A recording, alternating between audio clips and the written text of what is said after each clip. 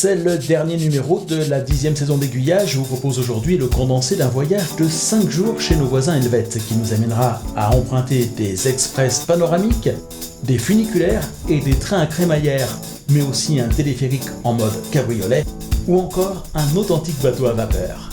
Train suisse au sommet, c'est le titre de ce reportage. Bonjour et bienvenue dans Aiguillage.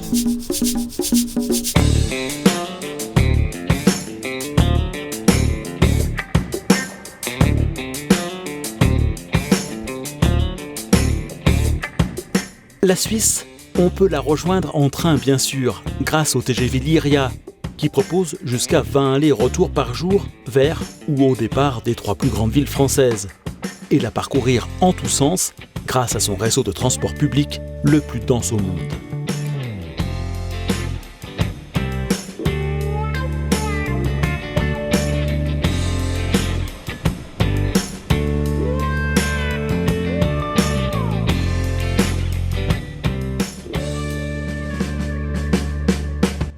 Pour ma part, le voyage commencera en gare de Lyon-Part-Dieu, d'où je gagnerai dans un premier temps Genève en un peu moins de 2 heures. Puis, les correspondances s'enchaîneront. Je rejoindrai dans un premier temps Berne, à bord d'un Intercité, un train qui relie 2 grandes villes en ne s'arrêtant que dans les gares les plus importantes. Puis Olten, à bord d'un Interregio, dont la vocation est de relier rapidement plusieurs régions entre elles. Et enfin, un Regio Express, un train assurant une desserte accélérée à l'intérieur d'une région, m'amènera à Lucerne, le premier point de chute de notre périple, où j'arriverai juste avant midi.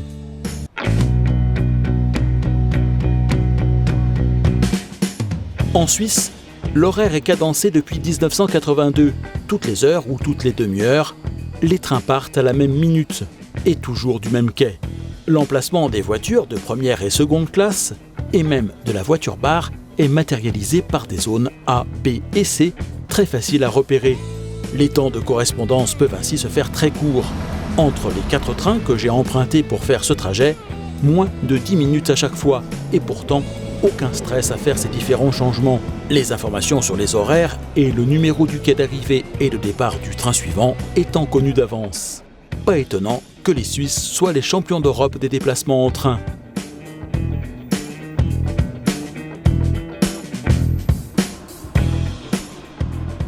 Pour les étrangers qui visitent le pays, il existe un billet tout en un, le Swiss Travel Pass, qui permet d'emprunter l'ensemble des transports publics, trains, bateaux et bus, pour une durée pouvant aller de 3 à 15 jours consécutifs ou non.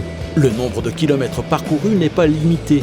Le pass donne accès au réseau de transport en commun de 90 villes suisses et à plus de 500 musées.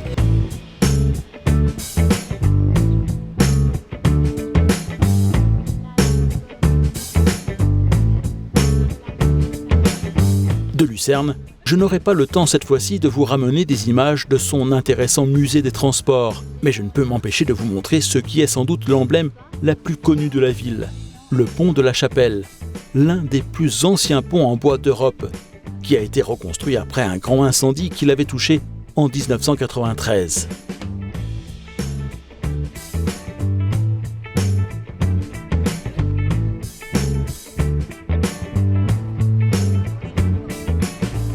Mais nous rejoignons déjà la gare, car un premier sommet nous attend.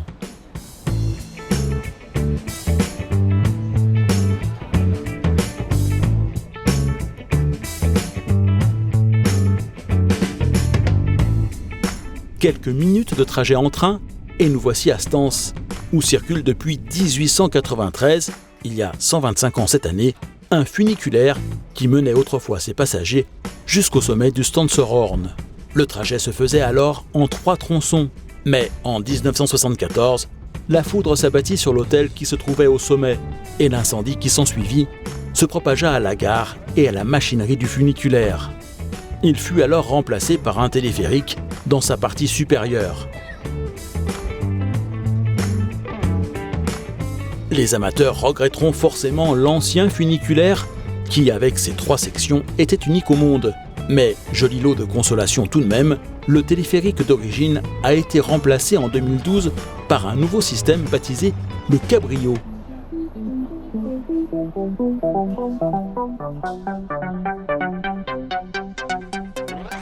Il s'agit de cabines disposant d'un espace entièrement vitré en bas et d'un pont supérieur qui permet de faire l'ascension cheveux au vent.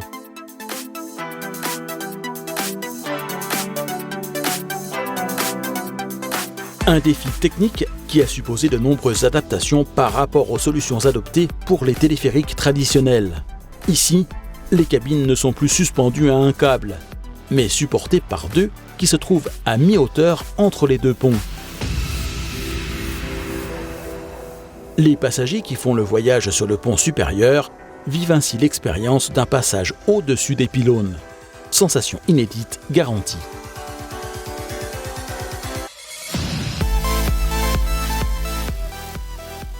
La balade se poursuit à pied jusqu'au sommet à 1898 mètres d'altitude, à la découverte de la faune et de la flore et des magnifiques points de vue qui s'offrent à nous.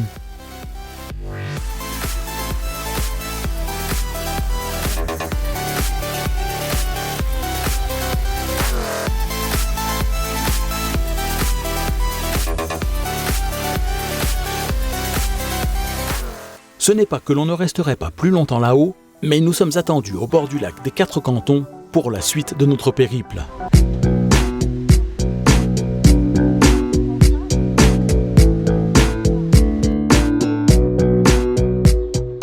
Et oui, en Suisse, les transports publics, ce sont les trains, les bus, mais aussi les bateaux, et parfois même les bateaux à vapeur.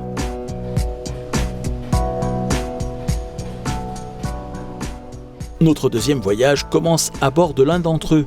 Nous embarquons à Lucerne pour rejoindre Flüelen, la gare de départ du Gotthard Panorama Express. Les deux villes sont distantes d'une trentaine de kilomètres et nous sommes ici au cœur historique de la Suisse. La légende de Guillaume Tell, c'est ici, la plaine du Grütli, le lieu où le serment fondateur de la Suisse aurait été prononcé aussi. Notre bateau desservira tous ces lieux historiques, en même temps que toutes les communes situées sur les bords du lac.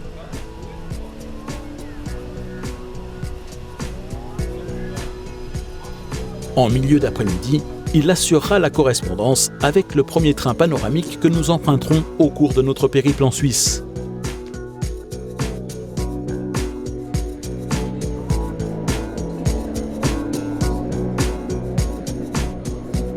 Si je devais résumer ce premier parcours en quelques mots, je vous dirais tunnel du Saint-Gothard, il en existe désormais deux, le tunnel historique que notre train va emprunter et le tunnel de base, ouvert fin 2016, le plus long du monde avec ses 57 km.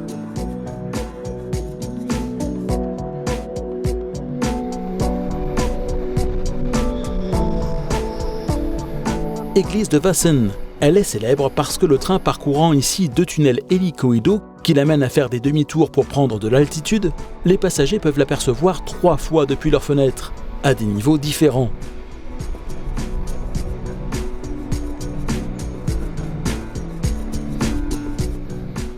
Et enfin Lugano, puisque la capitale touristique et économique du Tessin est la destination du Gotthard Panorama Express.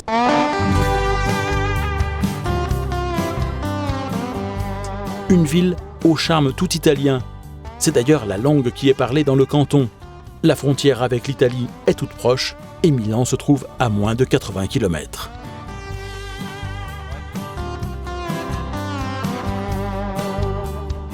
Nous allons d'ailleurs faire une incursion en Italie pour notre prochain voyage, qui commence avec le Bernina Express Bus, une navette qui relie la ville de Lugano en Suisse à celle de Tirano en Italie, en longeant le lac de Côme.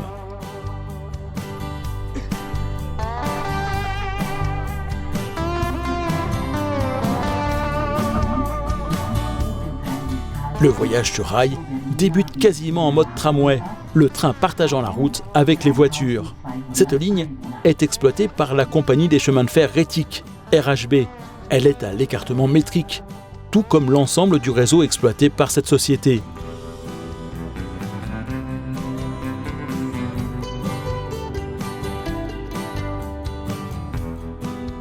La beauté des paysages traversés a valu à cette ligne reliant Tirano à Coire d'être classée au patrimoine mondial de l'UNESCO.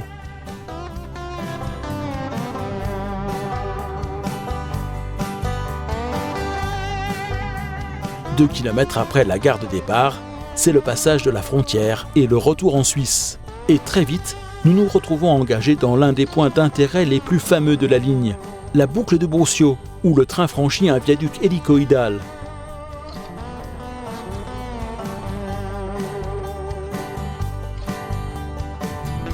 La rampe est sévère, c'est même l'une des plus raides du monde qu'un train franchisse sans recourir à un système de crémaillère. Il grimpe dans un premier temps jusqu'à la gare de Alpegrum, à 2091 mètres d'altitude.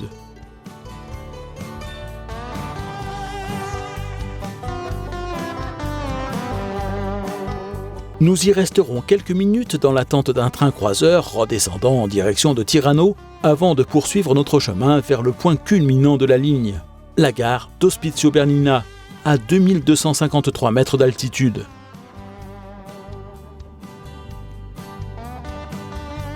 Puis, notre train entamera une longue descente vers Coire, son terminus, qu'il atteindra après avoir franchi moult tunnels et viaducs, dont celui de Landwasser, qui débouche directement dans un tunnel quand on fait le trajet dans le sens inverse du nôtre.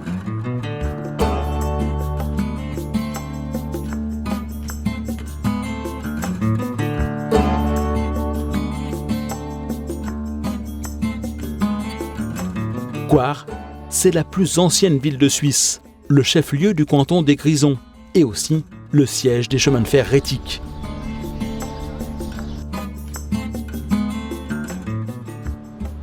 Le glacier express y fait étape. Parti de Davos ou de Saint-Moritz, il rejoint Zermatt en pas moins de 8 heures et après avoir franchi 291 ponts et 91 tunnels. C'est l'express le plus lent du monde et il en est fier.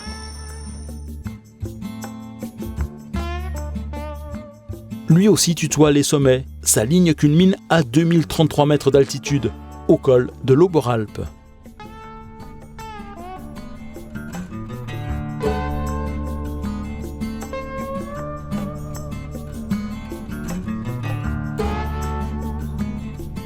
Sur de nombreuses portions de son parcours, il recourt à une crémaillère pour franchir les importantes rampes de la ligne, qui est exploitée pour partie par les chemins de fer rétiques et pour l'autre par le Matterhorn-Gotthardbahn.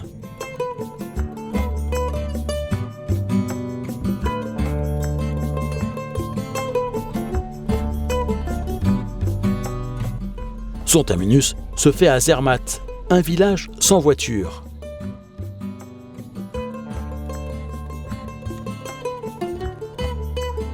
De là, il est encore possible de prolonger son voyage en train en prenant une correspondance pour le Gornergrat, ce que nous allons faire pour terminer nos 5 jours de voyage en train à travers la Suisse.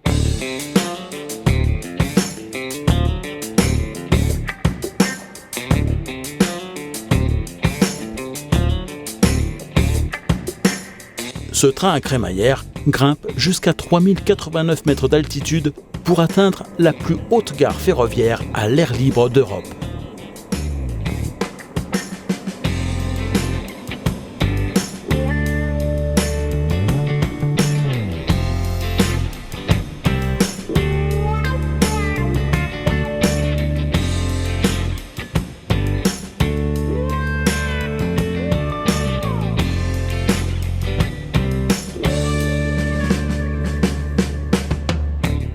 C'est sur ces trains suisses au sommet que s'achève la 10e saison d'Aiguillage, un peu comme un avant-goût de la prochaine puisque je vous retrouverai bien sûr à la mi-septembre pour une 11e saison, avec notamment de nombreux reportages tournés en Suisse, outre les trains que vous avez pu découvrir rapidement dans celui-ci et qui feront chacun l'objet d'un reportage plus long.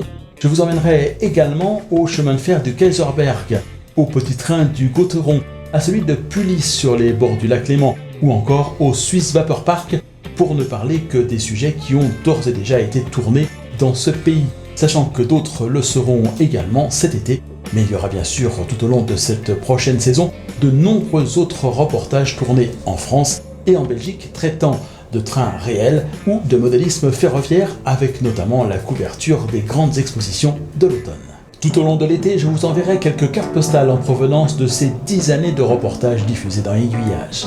D'ici là, sachez que vous pouvez télécharger gratuitement le guide aiguillage du tourisme et des loisirs ferroviaires sur le site www.aiguillage.eu. Plus de 700 adresses pour des idées de balade ou d'activités, à faire seul ou en famille, en France, en Belgique, en Suisse et au Luxembourg. Et passez en première classe en décidant à votre tour de soutenir la production du magazine Aiguillage. Pour une somme laissée à votre libre appréciation, vous accéderez à une version sans publicité des reportages d'Aiguillage et à la possibilité de les télécharger très simplement et en haute définition, mais surtout vous permettrez à ce magazine de pouvoir continuer d'exister. Je vous souhaite un excellent été.